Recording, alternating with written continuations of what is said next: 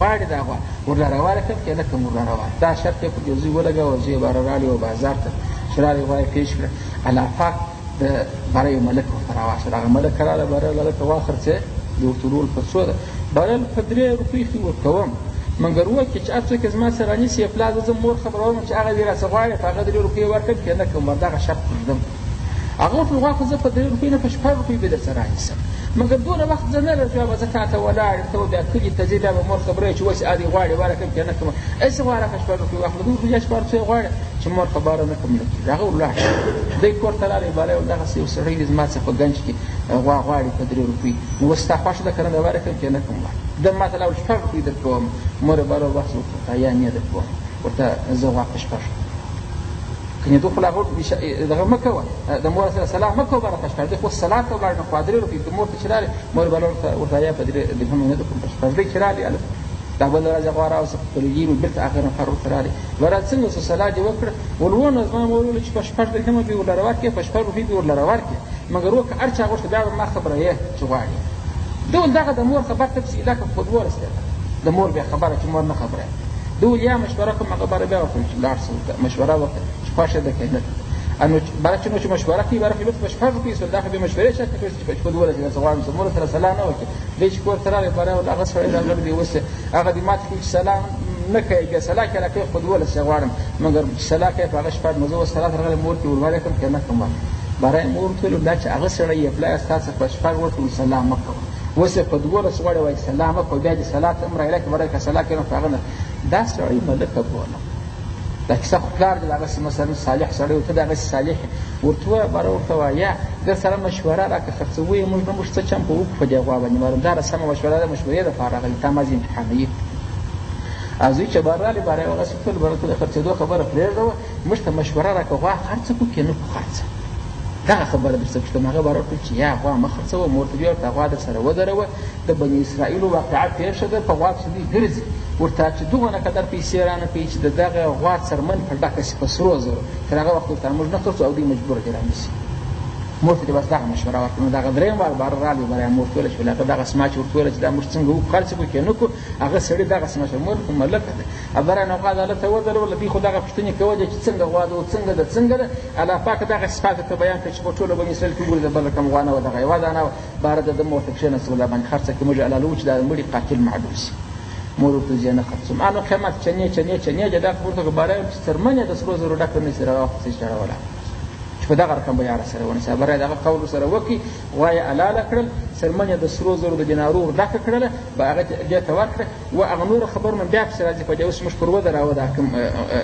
رکوع چې پر ودروه ختمه شوله د هغه کیسه پسې ختمه نه ده دغه د خطر غیبه راځي چې بارونه بیا په تفسیر کې راځي باره هغه چې حلاله کړه دغه غوا ژبه یې راواخیسته باره د امبولې سره ورسره څوک وایه هغه د لکۍ بیخ چې دی دغه هډوکی یې راواخیستې د جمبړې سره ورسره کړي څوک وایي د ورانه چې غوښه راواخیستله خو هغه هم دغسې خلاف دی لکه هغه د درختې یې تفاسیر وایي چې مطلب دغونه ایمان زموږ په کار وي چې د غوا په یو جز باندې دا مړی ووه دا نو چې ژبه ده یا لکۍ د هر ځای چې دي خو د غوا یو جز یې ورسره کړي هغه مړی دغونه قدر را کښېنستي چې هغه وینې خوش کېدلې باره خپل اکازو یاد کړي چې هغه یې وژلې و یا د نجلۍ دپاره یا د ما دپاره باره یې پلاني چې کړم ووژله هغه چې هغه د میراث هسې بې نصیبه سو نو تر دې پورې تفاسیر وایي باره وایي د مور و پلار یو سړی بیر و نیکي کوي دغسې کرامت الله پاک ورنره ورکوي چې د ده دپاره غوا ګویانه سوه د ده دپاره الله پاک په کلو په زنګلي کې خو مشان ګرځي په زنګلي کې خو چې دوی زمریان ګرځي هغه غوا الله پاک ته محفوظه ساتلې وه او هغه غوا د ده دپاره دا رقم د رزق ذریعه سوله چې هغه هغه څرمن یې د 100 زرو ورډکه سوله هغه د بوټو د راچلولو څخه خلاص انه اوس که د مور دپاره مزدوران لري که د مور دپاره هر شي مشابه راوړی چې دغه نظر الله پاک ورله راواکړه دا د مور و پلار د اطاعت او د هغو سره د بر دغه د قرآن په واقعه کې دغه د کرامت دغونه قدر او ښکاره سو دلته قرآن کریم خو دا شی نه دا تفسیر د قصه سره قرآن کریم هغه چې په هغه آیاتو کې موږ ډول هغه د آیاتو قدر پر هغه نو ایمان فرض دی که سړی د منکر څخه کافر کېږي تر هغه راوجه خو دا قصه چې داسې هلک و داسې وه دا نو قصه ده د تفاسیرو د دې څخه څوک منکر څخه کافر کېږي نه قصه ده مګر هغه د قرآن کریم نص چې و هغه یې خامخا ضروري دی په کښې کې نو دغه د غوا واقعه ختمه نه ده نوره هم اخواته پسې روانه ده چې باب الله دې حلاله کړه مال هغه د غوا په وجود باندې د یوه په راژوندی سو نو مګر و دا یوه خبره نو هم په کښې کیسه دا د اول اسلامي حکم دی ذاتي که چیرې وارث را ولاړ سي خپل هغه مورث قتل کړي د میراث بې نصیبه کېږي د هغه ترتیب هغه چې ته باید هغه جزا ورکړل شي ولې خدا څوک باره کوي یو زوی به د مثال تر شاوترانې پلار یې ډېره دنیا ډېره ولري د خپل پلار وژني د دې لپاره چې دنیا په لاس ورسي. مثلا ورور بل ورور لري ډېره ولري د خپل ورور وژني چې میراث یې راپاتې شي چې مثلا هغه اولادونه نه لري. نو اسلام د دغه کار لپاره چې د خلکو ژوند بچ شي د دې لپاره دا قانون کېښود چې هر څوک که راولاړ شي خپل مورث یې مړ کړي د میراث یې بېنصیبه کېږي. که زوی راولاړ شي پلار مړ کړي شریعت کې د دې میراث و چې دغه زوی حق نه لري. که ورور راولاړ شي مثلا ورور مړ کړي یعنې هر میراثخور چې راولاړ شي چې هغه خپل قریب مړ کړي میراث څخه بېنصیبه شو هغه سړي ته باید دغه جزا ورکول شوه. نو هغه د ده شوم عمل چې د کوم کار لپاره کړي و هغه نتیجه الله پاک نه کړه پر البنا الله پاک رسوا کړي په برکت سره د چا د دې غوا چې دا غوا یې حلاله کړه. نو دلته تاسو به اسلامي احکام زده کړه. یو مو د قسامت مسله په یاد شو دا په اسلام کې یو حکم دی چې د یو کلي په نږدې کې مړی پیدا سي د هغه مړي قریبان به راولاړېږي د دغه کلي څخه 50 نفره سپین ږیري متدین کسان چې دوی لاس پر کښېښوي دا به راغواړي چې به قسم وکړي چې ستا دې خدا تعالی قسم یې کړه دا مړی تا کړي یا په خبر په قاتل باندې پر دې 50 نفرو چې قسم جاري شو بیا نو وروسته د دوی څخه دیت اخیستل کېږي. یو هغه مسله وه. نو ده خو د هغه دپاره دعوه کولو پر دې کلي هغه مسله دې غوا ته خبره ودرېږي چې په غوا به خبره روښانه شي. په پای کې بله دغه مسله ضروري زده کړه که هر میراثخور راولاړ شو خپل هغه قریب یې مړ کړي د میراث یې بېنصیبه کېږي. د اسلام اوس فلحال زموږ دغه حکم دی چې بېنصیبه کېږي بیا میراث نه شي وړلی. د دې حکمت څه شی دی؟ حکمت یې دا دی چې د دې مړو د اغنیاو خلکو ژوند الله پاک خوندي کړي. که دغه حکم الله پاک نه وای لګولی دغه یو خان د خپل زوی چې ولاکه د ژوند څخه کړی د خپل ورور چې د ژوند څخه ولاکه کړی ولې خو هغه بیا مړ کړم پیسې یې ماته په لاس راځي. الله پاک پر دې خان باندې ګواکې یو ښارګیرو زرخار کړ او د ده ژوند یو محاصره کړ. د ده په ژوند کې اوس به ده څوک کار نه شي خپل قریبان ولې خو هغسې میراث نه راکول کېږي. نو ښه دی چې په خدایي مرګ مړ شي میراث خو به راورسېږي د ده پر مرګ باندې اقدام نه کړي. دا بل حکم زده کړي. واخر دعوانا الحمد لله رب العالمين والصلاة والسلام على رسول محمد وعلى آله وصحبه أجمعين. اللهم اغفر لنا ولوالدينا ولأقربائنا ولمشايخنا ولمن كان لهم حق علينا. اللهم إنا نسألك العفو والمعافاة في الدين والدنيا والآخرة. اللهم أعنا على ذكرك وشكرك وحسن عبادتك. وصلى الله تعالى على رسوله محمد وآله وأصحابه.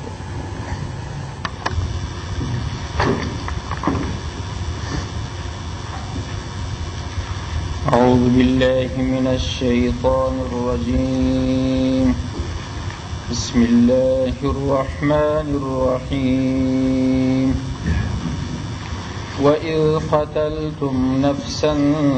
فادارأتم فيها والله مخرج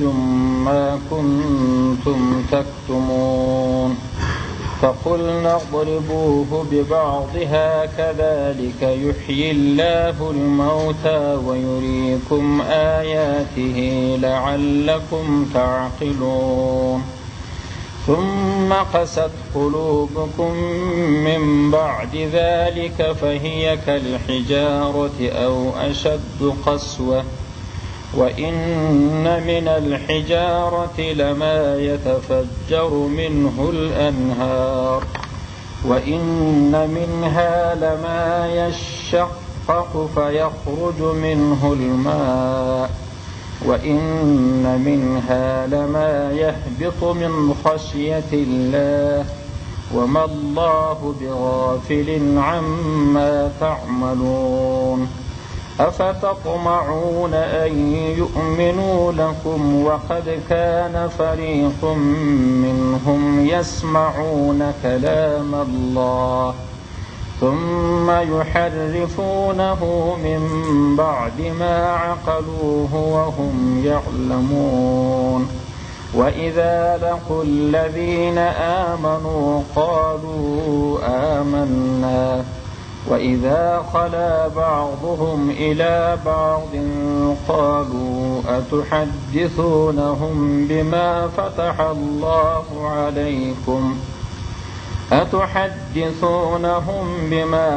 الله عليكم ليحاجوكم به عند ربكم أفلا تعقلون. أولا يعلمون أن الله يعلم ما يسرون وما يعلنون. صدق الله العلي العظيم. دا خبره د یهودو د شناعت او د بدۍ روانه وه چې د دې بدۍ الله پاک بیانول. نو اوس یې بله بدۍ الله پاک بیانوي. د قصې سر دا دی واذ قتلتم، واذ هغه وخت در په یاد کړئ قتلتم چې تاسې وواژه نفسا یو نفس انسان مو وواژه فادارأتم فیها، فادارأتم بیا تاسې یو پر بل تاوانول وکړه فیها په دغه نفس کې، یعنې په قتل کې د دې نفس یو ول تا وژلی دی بل ول تا وژلی. درعه چې د اصلي و دغه ته ویل کېږي چې سړی یو شی د ځانه څخه دفع کوي. طالبان چې پیدا کړي په یاد عباره وایي درعه د حد ته ورکېږي. درعه معنا د ده څخه حد دفع کې ځینې ویې نړۍ ایستی. نو فادارأتم یو تر بله مو دفع کول، یو هم د ځانه څه دا قتل کړي وه ول ما ولاکه کړي دی، بل د ځانه څه کړي ول ما ولاکه کړي دی. دعوا وه د دې خلکو د قتیل معنا د دې مقتول د ده اولیاو شو پر هغوی تاوانه هغوی یو تر بله سره تاوانه یو بل تا کړی دی بل بل تا کړی. دلته قاتل رخصت مابین یو تر بله دعوې شروع شوې. نو الله وایي در په یاد کې هغه وخت چې تاسې وواژه نفسا یو انسان مو ووژه فادارأتم بیا تاسې یو تر بله پړه اچول وکړه فیها په دغه نفس کې، یعنې په باره کې د قتل د دې نفس یو ولتا بل ولتا. والله مخرج ما کنتم تکتمون، والله الله پاک چې دی مخرجون دی را ایستونکی و ښکاره کوونکی دی. اخراج فاصل د یو شي را ایستل بولي د یو پوښه څخه. نو چې یو خبره برملا کړي ګویا د مخه به په اوښکې پټه وه اوس چې راوایستو. نو د مخرجون معنا چې د اصلي لفظي ترجمه را ایستونکی، مګر حاصل یې دا دی چې ښکاره کوونکی. معنا یې داسې مخرجون را ښکاره کوونکی دی ما د هغه خبرې کنتم چې تاسې واس تکتمونه تاسې هغه خبره پټول چې هغه نو قتل د دې سړي دی. تاسې سره پټوله چې ګونې ورکه بس یو تر بله مو سره تاوانول چې یو څه ورځ به په کلي کې دا خبره سره ګاسې بله به پاته سي. مګر الله وایي زه را ښکاره کوونکی یم، زه ښکاره کوم. اوس نو سوال په دې ځای کې دا دی چې ورته متوجه سي دا خو د قصې سر دی، مګر الله پاک د هغه ځای څخه را شروع کړ دا خبره مخکې هلته واذ قال موسی لقومه ان الله یأمرکم ان تذبحوا بقره. خو هغه هلته چې ذکر سوی و چې هغه 78 آیات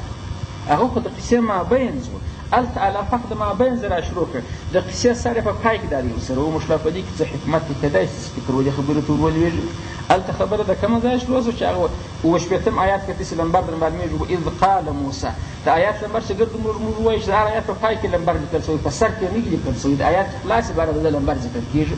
واذ هغه وخت قاله چې ویلي موسی خپل قوم در ویلي و هغه در په یاد کړه چې ان الله یأمرکم ان تذبحوا بقره چې په غوا سره مو امر کوي چې غوا حلاله کړي. دا خو نو د قصې مابین دی. نو سر هغه و چې پلار تاسې سړی مړ کړي بارونو قاتل ورک سو الله پاک ورته ویله چې غوا حلاله کړي. دا خو د قصې اوغه مابین سره شروع پای د قصې مطلب سر د قصې خو دغه دی چې وایي قتلتم نفسا چې تاسې سړی مړ کړي. اوس دا قصه الله پاک سرچپه ولې بیان کړه په دغه ځای کې ما حکمت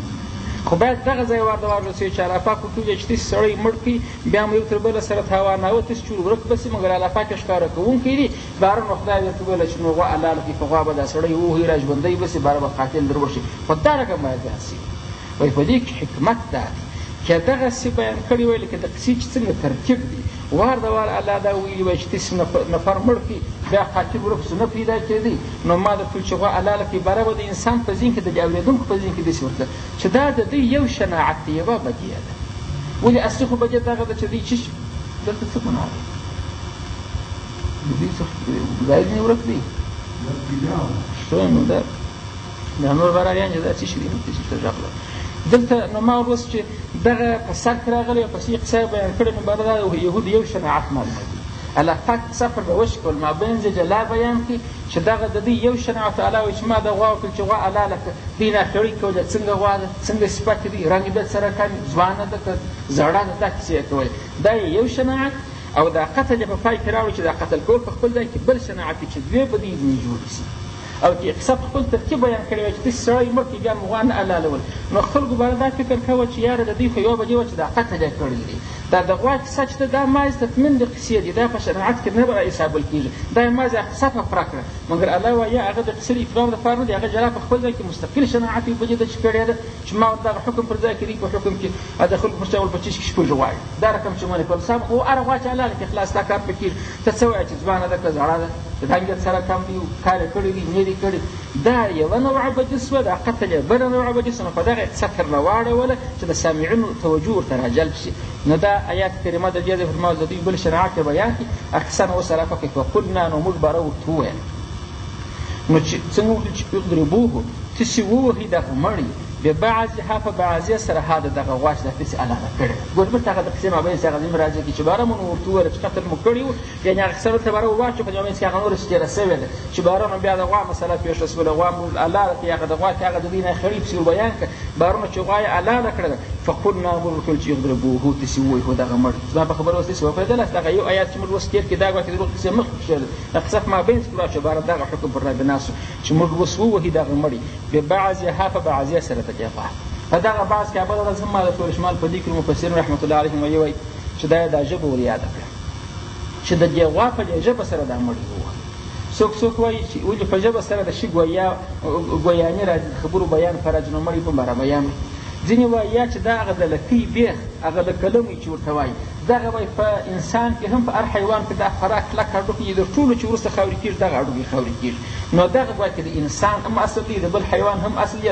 له کلمې هډوکي دغه یې ور یاد ځینې وایي یا د ورغنیو ټوټه غوښه وه دغه علاقات ور یاد دي ما له هغه د تفسیر ابن کثیر رحمت الله علیه د هغه خبره دلته ده چې هغه وایي دغه خبره چې کومه ټوټه وه په دې باندې ته غېږه دا داسې یو علم دی چې تا کې علم ګټه نه رسي او که په ناخبره په جاهل سه دغه جهل تا ته تاوان نه رسي فقط دغونه ایمان ضروري دی د انسان لپاره چې د غوا په یو ټوټه یې دا مړی وه راژوندی شو په دغه باندې به موږ ایمان لرو نور چې د غوا په کوم ځای یې ووایه هغه موږ څه اړه لري چې نه خدای بیان کړی دی چې په فلانی ځای ماوریات دي نه رسول بیان کړی دی چې فلانی ځای ماوریات دي ته څه ضرورت لري چې معاینه یې چې دا یا یې غوږ و یا یې ژبه و یا یې لکۍ و یا یې پښه فقط دغونه ایمان پر راوړه چې د غوا یو ټوټه وه هر ځای چې وو په هغه یې په مړي پسې وموږي باره راژوندی سو نو فقلنا الله وایي موږ باره ورته وویله چې اضربو داسې ووایي دا مړي ببعض په بعضې سره هذا د غوا په یو ټوټه یې ووهئ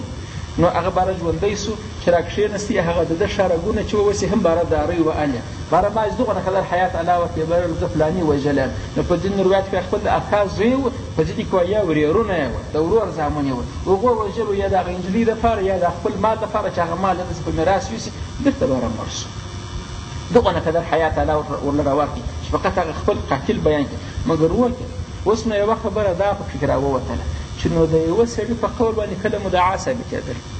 په شریعت کې چې پر یو چا باندې ته یو جرم ثابتوې خو شاهدان غواړي دلته خو یو سړی را کښېنستي بر زه ده وژلم دا سند دی موږ وایو چې دغسې د وحي امداد ورسره عبارت سند دی بې له دغه خصوصي ځای څخه ما سوه بل ځای د یوه سړي خبره سند نه ده په دغسې حقوق العبادو کې د یوه سړي خبره سند نه خامخا به دوه شهیدان تفریق کېږي دلته چې د یوه سړي خبره سند شو چې د خپله مقتول وایي زه فلاني ووژله دا په دې شو چې الله پاک دغه حکمت ورته وشو چې دا غوا سره حلاله شو دا کیسه را روانه دلته خو د وحي په مقصد الله ورته دی د خپله وشي معنا د ده خبره باره رښتیا درواغ نه وایي کنې په نورو ځایو کې د یوه سړي خبره په دغسې ځای کې چې مثلا چې چا ولې قتل واړوي په یوه خبره باندې نه ثابتېږي دا یو مسله ده چې باید ورته پام شي نو دا خبره خلاصه سو الله اوس نو دوی ته دعوت وکړي د یهودو نصاراو ټولو ته چې کذلک یحیی الله الموتى یو بله مسله الله پر راپورته لکه موږ په دې صورت کریمه کې خو چې هغه مهمه مدعا وه د قرآن صداقت او د پیغمبر علیه الصلاة والسلام صداقت د الله پاک وحدانیت خو دغه مدعاوې دي دلته هغه بعث بعد الموت ته هم الله پاک اشاره وکړه چې په قرآن کې خو بعث بعد الموت ډېر بیانېږي چې بیا د مرګ وروسته بیا ژوندون شته ځینې کسان ځینې منکرین دي الله هغه مسله یېره نه کړه د سیف را وګرځول بېرته هغه یې هم ورته یاد کړه چې دلته چې مې دغه سړی را ژوندی کړي چې وینې شارګونه یې غورځوي د روح یې تللی بیا مې ورته را وګرځوه نو په ورځ د قیامت به بیا هم را ژوندي کولی شي دغه خو معنا د ټولو بني اسرائیلو د چشمدید واقعه وه چې مړی و بېرته را ژوندی شو او د غوا یو ټوټه یې بانه شوله نو دا خو یو اسباب د دنیا په دغه سبب الله پاک دی را ژوندی کړي الله وایي لکه دلته چې مې دغه سړی ژوندی کړي په ورځ د قیامت د ټولو انسانانو ژوند ما ته دغه رقم اسانه دي لکه د یوه ژوند دې څه مشکل درلودی هغه کوم مشکل ده هغه مسله یې ثابته کړه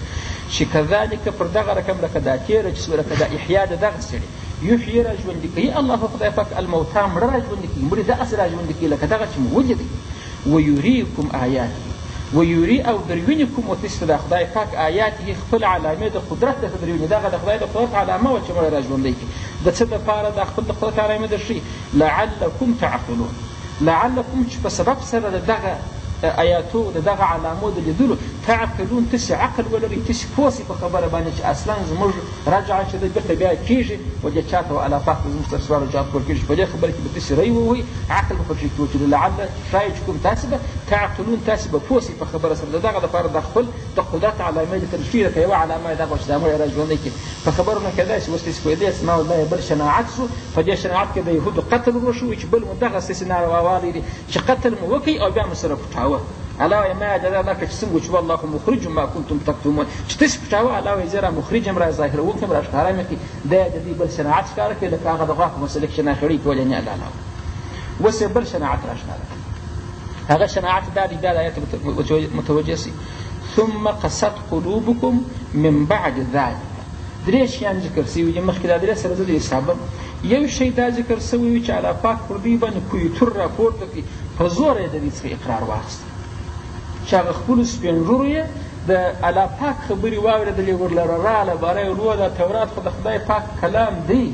الله وویله چې ما دی رسول کړي دي تورات مې ورکړي دي دا خبره د درواغ ورسره مروره باره یې ویل خدای پاک مو دا هم ویله که په وسه کې ده کوئ که نه مې کوئ دې باره خو ما ویل پلار سره حدیث الطبیعت دا بانه هم ورسره ملګری شوه یو څه احکام شاق وه باره یې ویل نیک کوو ورسره یا پلار یې منلي وه چې تورات راوړه موږ عمل وکړو دلته منکر شو چې منکر شو مال الله پاک کویتور په راپورته کړي چې داسې په راځوړم کړي ملک یې دې باره داسې ورته کتله باره یې ورته وویل چې څنګه وعده یې ځینې واخیسته پر هغه سره بیا شرایط هغه چې ثم تولیتم من بعد ذلک په هغه څلور شپېتم آیات کې دغه چې ثم تولیتم ور وعده دې هم وکړله چې د توره څخه وویل یا د غره څخه پر هغه سره بیا ورته شا وګرځول دا یو شرایط بیان کړي بل شرایط یې دا ور بیان کړي و د دې درېیم شی چې هلته هغه د داود علیه السلام په وخت کې چې د شنبې په ورځ پر دوی ښکار ناروا سوی د هغه ښکار لپاره چې حجې جوړولې الله پاک فقلنا لهم کونوا قردة خاسئین په پنځه شپېتم آیات کې چې الله پاک موږ بزوګیان د هغو څخه جوړ کړه دا یې دوهم ګوره یو کویتور په راپورته څه دا معجزه دا معنا د دغو یهودو چې دا د نبي علیه السلام په زمانه کې ژوندي وو د دوی په پلورو باندې دغه شی راپورته سوی وو دغه دوی لیدلي وو په سترګو دا یې یو د خپلو نیکهګانو د زووالی یې لیدلي وو چې الله پاک بزوګیان ځینې جوړ کړه دا یې دوه درېیمه خبر دغه وه چې دغه مړي الله پاک ته راژوندی کړي مړي به بل چا ته نه وي راژوندی سوی دی ته راژوندی سو دا یې درې دغه درې خبرې نو چې انسان واوري چې سړی د سړي زوی معنا باره یې نو زړه نرم شي چې اوه الله پاک څونه قادر دی هغه کویتور ګرده غاړه د بېخه وکړي داسې په راپورته کړي دي او الله وایي دا ما په راپورته کړي په زوره مې په دې اقرار وکړي یا پلار یې منئ بیا بله هغه مسله شوه چې دا اوس ما مخکې بیان کړه چې باره ما نیکهګانې ور بزرګیان کړه چې درې ورځې ژوندي و باره مړه سو دا یې دوه درېیمه خبر دغه و چې مړي مو کړي دي مقتول پروت یا دي مړ دي ګر سره قاتل یې نه معلومېږي الله وایي زما په حکمت باندې دی راژوندی شي خپل قاتل یې وشوي دا ګرده د دغه خبرې چې انسان زړه نرم شي باره وایي چې د الله خبرې مې ګرده منلې دي الله د دې شریعت څنګه بیانوي وایي ثم وروسته تر دغه درو سورو پېښ شو قست کلک شوه قلوبکم زړونه زده شي دغه درې سل معنا یې درته بیان کړ دغه یهود یې مخاطب کړي چې د نبي علیه په زمانه کې ستاسې زړونه سخت شوه من بعد وروسته ذلک تر دغه درو شیانو تر بیانولو ذلک اشاره وه د درو شیانو ته څه اوس ما در وښوله طالبان په اشاره خو تاسې باندې پوهېږي دا درې شیان مشار الیه شول دا کلک شوه نو فهیه چې ستاسې زړونه کلک شوه سخت شوه نو ستاسې زړونه سره کم دی الله یو تشبیه بیانوي برای فهیه دغه زړونه ستاسې چې دي کالحجارة لکه ډبرې دا رقم